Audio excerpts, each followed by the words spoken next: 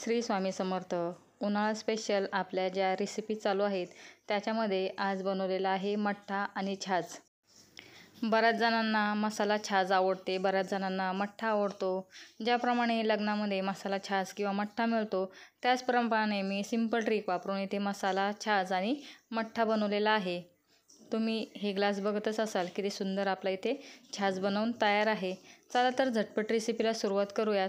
इथे अर्धी मिरची आणि छोटासा अद्रकचा तुकडा मी बारीक करून घेणार आहे. हे बारीक झालं की याच्यामध्ये 2 ते 3 चमचे पाणी टाकून मिक्स करून घ्यायचं.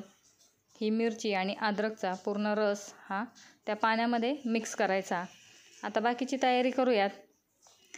मसाला छाजसाठी आणि मठ्ठ्यासाठी लागणारा मसाला आपण बनवूयात.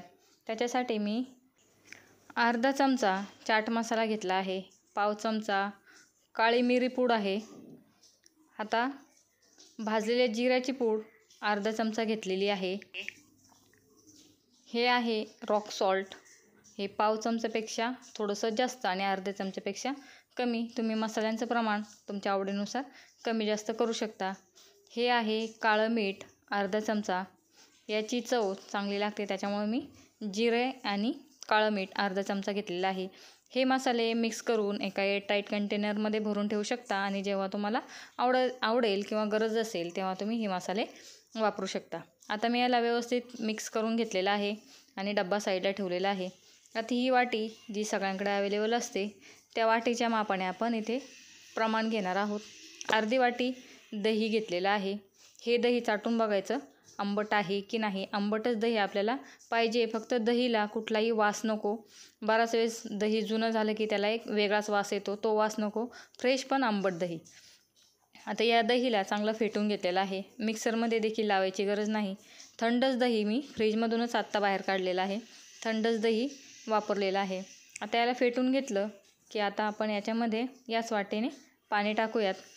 कितपर्यंत आपल्याला पातळ हवं आहे तसं पाणी याच्यामध्ये टाकायचं आहे. 1 वाटी पाणी टाकलेलं आहे. आणखीन 1 वाटी पाणी टाकून घेत आहे. पाणी देखील मी थंड वापरलेलं आहे. जी बॉटल मी दाखवली ती फ्रीजमधूनच आत्ता बाहेर काढलेली आहे. तुमच्याकडे वेळ असेल तर मठ्ठा बनवून त्याला फ्रीजमध्ये ठेवला आणि नंतर त्याचा वापर केला तर चालेल. आता याप्रमाणे बघा कन्सिस्टन्सी ॲडजस्ट करून घेतलेली आहे. आता याच्यामध्ये साखर टाकून घेऊयात. 2 चमचे मी साखर टाकलेली आहे आणि साखरसुद्धा व्यवस्थित मिक्स करून घ्यायची आहे. मला थोडीशी कमी वाटली म्हणून अर्धा चमचा अजून मी साखर टाकलेली आहे. व्यवस्थित साखर इथे मिक्स करून घ्यायची आहे. तुम्ही सगळं सामान याच्यामध्ये टाकून याला फ्रीजमध्ये ठेवू शकता आणि ज्यावेळेस तुम्हाला वापरायचं असेल त्यावेळेस त्याला मिक्स करायचं आणि सर्व करायचं. आता साखर मिक्स झाली की याच्यामध्ये आता आपण मसाले टाकूयात. सुरुवातीला मी पाव चमचा मसाला टाकला आणि पुन्हा पाव चमचा मसाला टाकला. थोडा थोडा मसाला टाकून बघायचा तुम्हाला कितपत मसाला हवा आहे आणि त्यानुसार मसाल्यांचं प्रमाण कमी जास्त करू शकता. आता मी ज्या डब्यामध्ये मसाला ठेवला होता त्याला झाकण लावून ठेवून दिलेलं आहे. व्यवस्थित मिक्स करून घ्यायचं. आता आपला मसाला छाज इथे तयार झालेला आहे. मसाले आणि साखर याचं प्रमाण चेक करून बघायचं. मला मसाला थोडासा कमी वाटला म्हणून आणखीन थोडासा मसाला टाकून घेतलेला आहे आणि मिक्स करून घेतलं. आता एका ग्लासमध्ये काढून दाखवते. मसाला छाज जसा आपण बाहेर लस्सीच्या स्टॉलवरती पितो तसा मसाला छाज इथे तयार झालेला आहे. बघा, फक्त इथे एकदम फ्रेश असं दही नको आहे, थोडंसं आंबटच दही वापरायचं आहे तरच त्याला चव चांगली येणार आहे. आता जे आपण अद्रक आणि हिरवी मिरची कुटून त्याच्यामध्ये पाणी टाकलं होतं ते गाळून घ्यायचं आहे, म्हणजे तोंडामध्ये मिरचीचे आणि अद्रकचे तुकडे येणार नाहीत. व्यवस्थित दाबून त्याचा पूर्ण रस काढून घ्यायचा आहे. आता आपला मठ्ठा देखील तयार आहे. कोथिंबीर टाकूयात. कोथिंबीर बारीक कापायची. बऱ्याच मुलांना किंवा घरातील माणसांना कोथिंबीर आवडत नाही, स्किप केली तरी चालेल. आता एका ग्लासमध्ये मठ्ठा देखील काढून घेऊयात.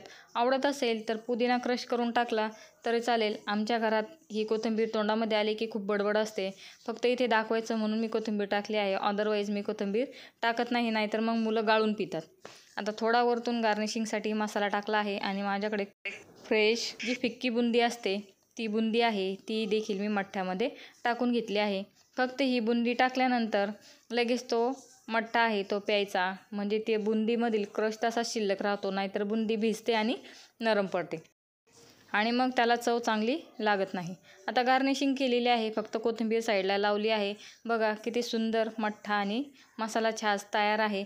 ते देखील एकदम सोप्या पद्धतीने एकदा करून बघा. व्हिडिओ आवडला तर लाईक, शेअर आणि सबस्क्राईब करायला विसरू नका. धन्यवाद.